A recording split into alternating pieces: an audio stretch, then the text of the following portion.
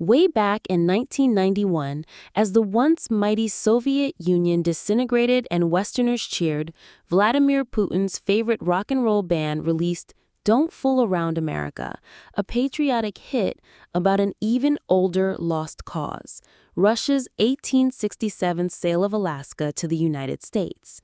This bouncy, accordion-driven single ignored the disorienting collapse of the Soviet dictatorship and instead pointed listeners east, 2.4 miles across the Bering Strait to the 49th U.S. state, demanding, "Give us our dear Alaska back. Give us our dear native land."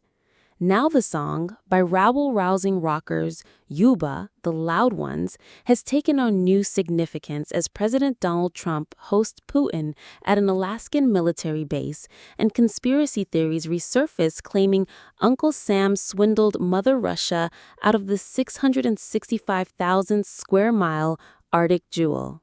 Russian America.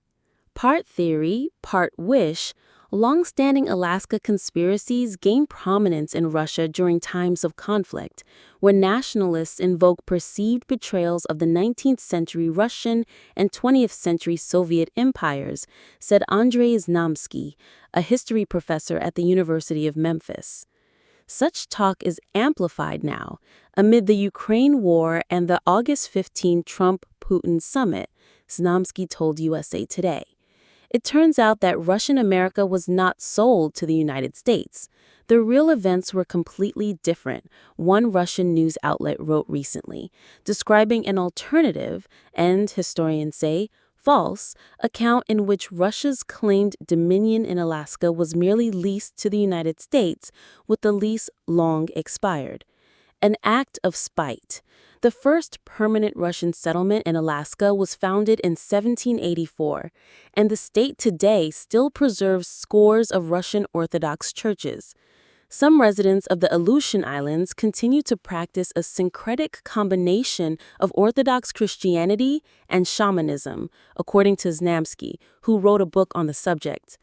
But after Russia's defeat at the hands of the British in the costly 1854-56 Crimean War, Tsar Alexander II decided to cut his losses and relinquish the difficult-to-defend Alaska.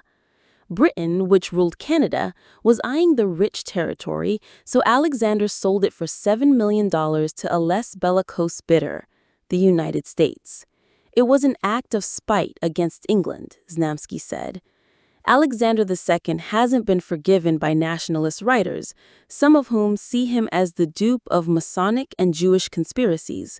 One author, Ivan Moran, wrote his 2007 book, A Fateful Deal: How Alaska Was Sold, while in jail for plotting the assassination of a reformist former deputy prime minister. Alaska and Crimea remain linked in some ways today, both viewed by some nationalists as historic Russian regions lost by weak leaders. Yeltsin, the first president of independent Russia, is reviled for recognizing Crimea as part of Ukraine after the USSR collapsed.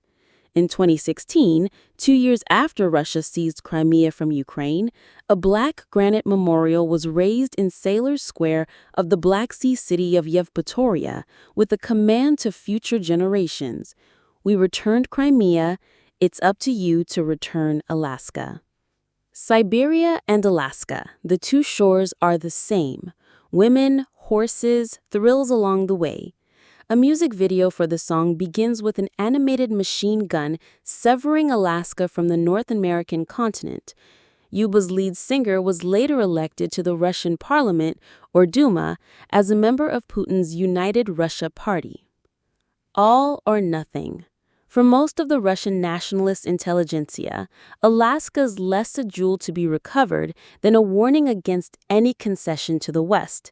Alexander Dugin, a leading intellectual of Russia's Eurasianist far right, who's closely tied to Putin, has often raised the Alaska example. Dugin, whose adult daughter was killed in a 2022 car bombing blamed on Ukraine's Secret Service, for which he was the presumed target, was deadly serious in discussing the stakes of the Alaskan summit in a recent article.